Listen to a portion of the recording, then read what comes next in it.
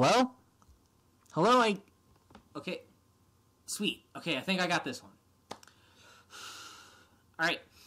Hey, SCAD students. I know this is a little bit sudden, but you guys are in, like, serious, imminent danger right now. Okay, so, listen to me. Turns out, Hades, god of the underworld, is... he might be in control of a large zombie army when a friend of mine accidentally closed the gates to the underworld. So, apparently, when you close the gates to the underworld, the souls of people's bodies kind of, they bounce right back, and it kind of turns them undead. So it's, I mean, it's kind of cool, right? Right? No, I'm sorry. I'm sorry, it's not cool at all. It's terrifying. So, Hades is controlling these zombies. He wants to make every single SCAD student in Savannah a zombie so he can take over Mount Olympus. And on top of that, I heard Eris is gonna be here because she heard that this was a raging party. So, this is gonna be a real big deal, okay? Because if you don't take this seriously, you could all die. Which is why I'm here to try and help you out. Now, most of you guys know me as Herman, but to be honest, I'm going to get on a level with you. My real name is actually Hermes. I'm the messenger god, one of the 12 Olympians. Come on, you can see the hat here. I'm kind of a big deal. Come on. So, I'm pretty much your only hope right now. So, listen up, and we'll stop Hades together. Okay? So this battle, SCAD, humans versus zombies, is pretty intense. The war starts at 5 in the morning and ends at midnight. There are 5 days total, and if we don't win by the last day, that's it. Hades and his zombie horde wins. In this war, there are 2 factions. The human resistance, you guys, and the zombie horde, Hades guys. Humans are designated by the bright red bandanas worn around their upper arm. Bandanas must be worn on top of all clothing and be displayed at all times. Any part of the human is taggable. Your toga, taggable. Your blaster, taggable. Your sweet kicks, taggable. If you're holding it or wearing it, it can be tagged, so please, watch your backs. At opening night, every human is given a human verification card. Humans must carry these at all times. Or, you know, us gods might get confused as to who we're supposed to work with. You mortals kind of all look the same to us. Sorry. Of course, you won't want to run into battle without some sort of defense. That's why humans can choose one of 2 ways to protect themselves. The first defense is a Nerf-style foam blaster. The blaster must be in its original, out-of-the-box color or painted with bright, unnatural colors. The blaster must also keep its bright orange tip. In order to stun out a zombie with a blaster, humans must fire their darts from the blaster. The second defense is balled-up socks. The socks may not have any modifications to them with the exclusion of 2 feet of tape or 2 rubber bands used to hold them together. In order to stun out a zombie with the socks, humans must throw them. They have to leave that player's hand for it to count. It's okay, the gods aren't sure why throwing socks are so powerful either. There is no melee. Sparta didn't turn out so good, guys. That's why humanity advanced to having blasters and socks. But humans are not the only ones fighting in this battle. And sometimes death comes a bit too quick. The moment you're tagged, you must hand over your human verification card to the zombie that tagged you and move your bandana around to your neck. You must wait the daily zombie stun timer before you turn into a zombie as well. Zombies are designated by the bright red bandanas worn around their foreheads. Bandanas must be worn on top of all clothing and displayed at all times. Much like humans, all surfaces on a zombie are stunnable, except for the face. Face shots don't count. And yes, that includes the cool trash can you thought you could hide in. If a zombie is stunned out by a human, they must move their bandana to their neck and wait the designated daily spawn timer before they are allowed to respawn and place their bandana back around their head. It's some sort of underworld code they have. I don't know. While stunned, a zombie cannot interact with the game. No shielding other zombies, no pointing out objectives to other zombies, and no charging. Zombies must also be at least 3 car lengths away from a human before they are allowed to spawn back in.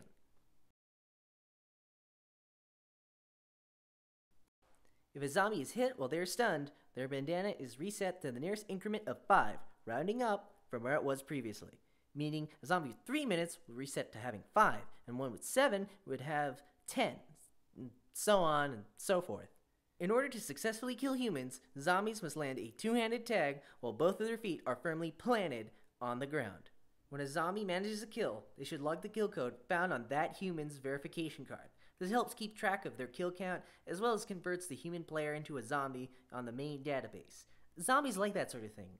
I think they got it from Hades. From what I understand, most of you are human. Except for one of you, that is. Hades' right hand, the original zombie. The OZ may choose to stay hidden as a human for their first 6 kills. Only after killing 6 humans will the OZ be forced to move their bandana to their head and join the rest of their horde. The OZ will be notified at midnight. All Res Life rules must be followed here. If an RA or RD asks you to do something, please listen to them. We like it here. Vehicles may not be used in any form of gameplay. This includes cars, bikes, skateboards, horses, chariots, Heelys, all of it. If you must use your car and have to park inside of an infected zone, you have 30 seconds to exit your vehicle. You must count these seconds in a louder than speaking voice as you exit the vehicle. If you choose to shoot or don't count out loud during these 30 seconds, you will be counted as foregoing them and therefore taggable by any nearby zombies. Also, please be respectful to non-players. They don't know what's going on. If you bother them, you'll just confuse them even more. You aren't allowed to use them as shields or have them interact with anything in the game in other ways too. The most important rule of HVZ is this: Don't be a jerk! Or D-badge. Simple enough, right? Everyone is going to have a better time that way. So please, be nice. Even zombies have feelings. Luckily, I've gotten you guys some help from the other gods in the form of blessings to fend off the zombie scourge. These blessings are known to you mortals as classes. They aid the humans by altering the things you can do ever so slightly. The first human class is called the Safeguard. This human can be identified by their cape and belt blessed by the goddess Artemis, as well as their bandana. In combat, the Safeguard can remove their belt and place it over another human's shoulder while holding onto it. While they are holding on to another human, the human is invincible to all zombie tags. There is no limit to how long the Safeguard can protect another human, but once they let go, they must wait half of the time it was active, up to a maximum of 30 minutes. However, if the Safeguard themselves is tagged, they are killed, leaving their human companion on their own to run away from the zombies as fast as they can. If the Safeguard ever lets go of their human companion, the invincibility is lifted, and that human is again vulnerable to zombie tags. The next human class is called the Survivalist. This human can be identified by waist armor and a bandana. The Survivalist fights like every other human, but has one special feature. They are invincible to zombie class tags. Any class zombie that attempts to tag them will be counted as doing nothing. But if a normal zombie tags them, they die just like everyone else. Nice going there, buddy. Next up is the Engineer. This human can be identified by the columns they wear around their body and a bandana. The Engineer has 4 hoops of these columns that they can either hook together or throw out individually. These hoops are counted as safe zones that zombies cannot tag into. You can place as many humans in one of these as you can fit in one. They last forever, so long as the zombie doesn't manage to pull out the blessed flags on the columns. The moment that happens, the blessing fails and all the humans are once again taggable. Once destroyed, an Engineer's hoops have a 10-minute timer before they can be used again. This counts for each individual hoop. Up next is the Hunter. This human can be identified by their warrior's chestplate, shield, and bandana. Thanks to the blessings of multiple gods, this human is completely impervious to zombie tags. However, they have one massive Achilles heel, the flag on their shield. If zombies manage to pull off this flag, the hunter is toast, leaving them just as undead as the rest of the horde. The hunter may not make any attempt to block their flag from zombies, such as leaning against walls or on the ground. The final human class, and my personal favorite, is the scout. They can be identified by Hermes' sash, don't lose it, and a bandana. While active, the scout is completely impervious to zombie tags. They are allowed to run around the infected zone without being in danger. However, if the 10-minute timer runs out or the scout tries to fire at the zombies, they become instantly vulnerable to tags once again. Scouts must also holster any blasters they are carrying. They wouldn't want the zombies to realize they're a threat after all. Once the scout's 10-minute timer is up, they must wait 10 minutes before they can activate the sash once again. During this time, they should flip the sash to the red side and are considered a normal human. Alright, that should be it, everybody. Now, listen, I know this is scary. I mean, I'm personally terrified, but we have to stop Hades or it's going to be even more scary. So, I'll see you guys out there on the battlefield. Take care of yourselves until then. Okay, now, which button turns the camera off? That's where you guys evolve. It's way too fast for me. Is it behind here? It seems Hermes is finished with his little speech. I suppose that would make it my turn, wouldn't it? All but one of you are human right now, but by night 5, you'll all be part of the horde. I'm here to make sure my zombies get the job done. It wouldn't be fair if the humans were the only ones with the gods on their side. Because of this, I've released many of my favorite monsters from the underworld to walk the earth again. Those heroes may have gotten the best of them once, but, well, the dead are back after all. These zombie classes are sure to spice up this battle. The first zombie class is the Berserker. The Berserker can be identified by the Hydra gauntlets and pauldron they wear, as well as the bandana. Much like the Hydra, these Berserkers just refuse to go away.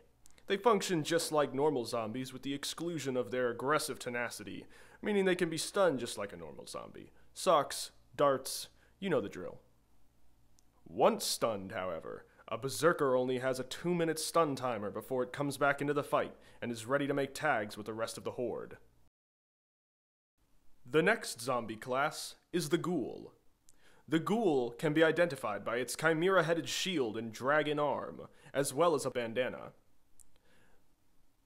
This zombie is quite the fighter. It can use its long dragon arm to make one-handed tags. And the shield can be used to block darts and socks, preventing it from being stunned unless it is hit somewhere else on the body, including the arm. Next up is the Paralyzer. The Paralyzer can be identified by Medusa's head, which they carry at their waist, and a bandana. This zombie may only be able to make normal tags, but they have an ace up their sleeve, or in their bag, I might say. They can throw Medusa's eyes to stun humans. When hit by one of these eyes, a human must cease all fire and cannot move for 5 seconds. If the human is hit again while stunned, the timer will reset. Any fire coming from a paralyzed human will not count as stunning out a zombie. The next class is the Meat Shield. The Meat Shield can be identified by the large red figure shield they carry as well as a bandana. This zombie can use its large shield to protect itself and other zombies from oncoming fire and socks. Any dart or sock that hits the shield will not count as stunning the Meat Shield out. The Meat Shield cannot make tags. It is, however, allowed to interact with objects if it can get to them. Up next is my loyal Juggernaut Squad. The Juggernaut Squad can be identified by the dog-hooded shawls they wear, as well as bandanas. Together, these 3 Juggernauts channel Cerberus strength to become the toughest zombies yet. They cannot be stunned out by darts, no matter how many times they are shot. Unfortunately, it seems that Cerberus' desire to fetch also somehow got channeled into them. Now, when you hit them with balled-up socks, they get stunned out just like normal zombies, because they really want to catch that ball. When stunned out, the smaller juggernauts must hand over their shawls to the main juggernaut. The main juggernaut must then wait half of the daily stun timer before they can hand out the shawls again. If the main jug is stunned out, they also wait half of the daily stun timer before they are allowed to respawn. The final zombie class is called the Fiend. Identifiable by the large hands on its back and a bandana, this Cyclops is a force to be reckoned with. While its hands are still at its back, it cannot be stunned out by anything. However, it also cannot make tags. The moment it takes its hands out, it can make one tag before instantly stunning itself. When active, it can also be shot, unfortunately. Once a fiend makes a tag, it must return its class to a moderator and wait the full daily stun timer before it comes back as a normal zombie. The moderator will then wait 30 minutes before passing the fiend back out to a different zombie. I'm sure these will help my little horde grow in size in no time. You'll be climbing Mount Olympus before I can even get Zeus to come down to Earth. But I digress. I should finish up with the rules to our little game. During gameplay, there are 3 types of areas around this SCAD campus. The first is infected zones. In these areas, zombies can tag humans and humans may shoot zombies. It's the perfect place to hunt down any human who's out looking for trouble. The second is safe zones. Safe zones are places where humans are, well, safe. While in these zones, humans cannot be tagged by zombies. Unless, of course, that zombie has both of their feet firmly planted in the infected zone when they reach out to tag the human. However, humans can shoot out of the safe zones and stun out zombies. The last zone is the out-of-play zone. These areas are 100% out of play. Humans cannot shoot zombies from here, zombies cannot make tags here. It's just normal SCAD campus. You can see all of the designated play zones on the official SCAD HVZ webpage. It's about time we take back what so rightfully belongs to me. I expect great things from this horde, especially you, OZ. Oh, and humans, good luck.